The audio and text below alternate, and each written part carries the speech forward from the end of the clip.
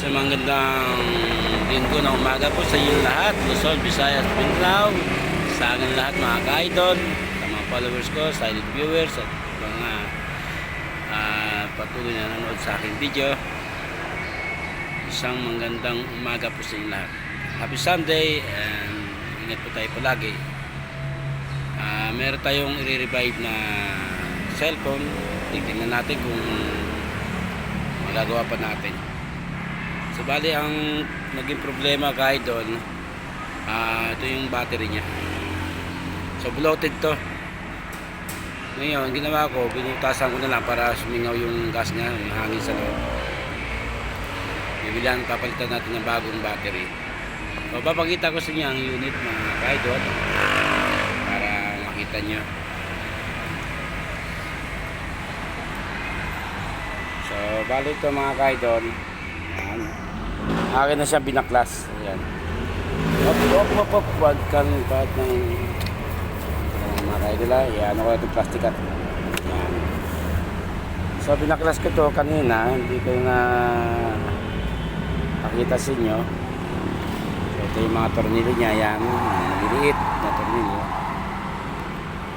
So, bali itong metal case niya ay talagang ano to, na deform to. Lumobo rin. Dahil sa pagka-bloated ng battery, napektuhan to at itong LCD nya. So papakita ko sa inyo mga kaidol, yun ang nangyari sa LCD nya.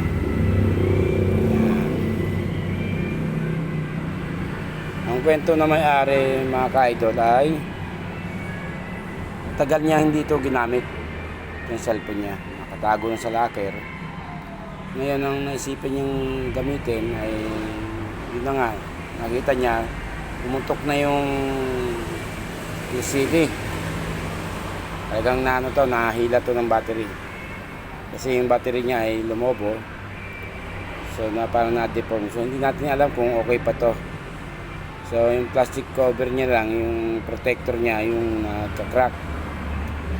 Tapos itong case niya sa likod, sabi natin ilalagay itong tornilyo. Lipat natin mga tornilyo niya.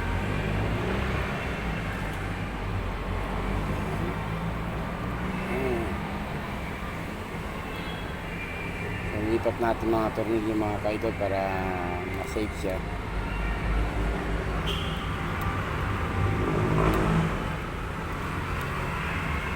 Pati yung cover niya sa likod, sa battery ay talagang nagka-crack din ang kanyang naka-plastic cover niya.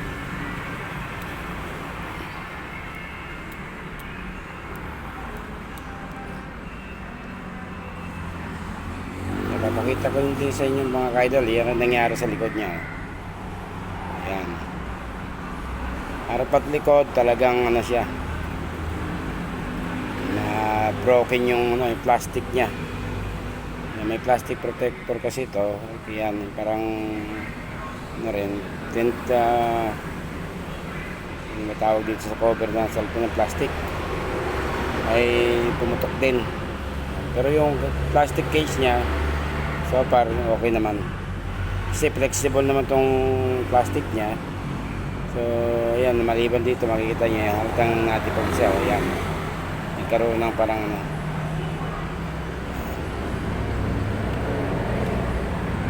Ngayon, ang gagawin natin, ibabalik ko to. Kakabit ko to. Ito yan. Ibabalik natin para ma-check natin kung okay pa ba yung ano niya, unit.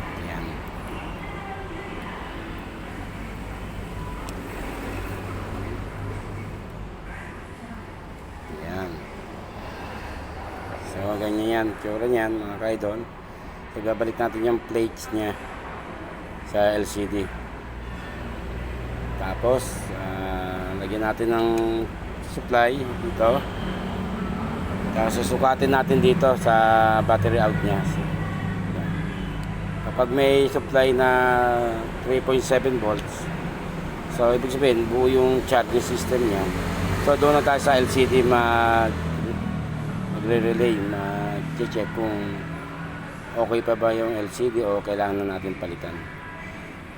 Ayan, hanggang dito na naman muna aking vlog mga ka-idol, at thank you sa patuloy niyong suporta at panonood sa aking mga video. Ingat po kayo palagi, and happy blessed Sunday sa inyo lahat. Bye!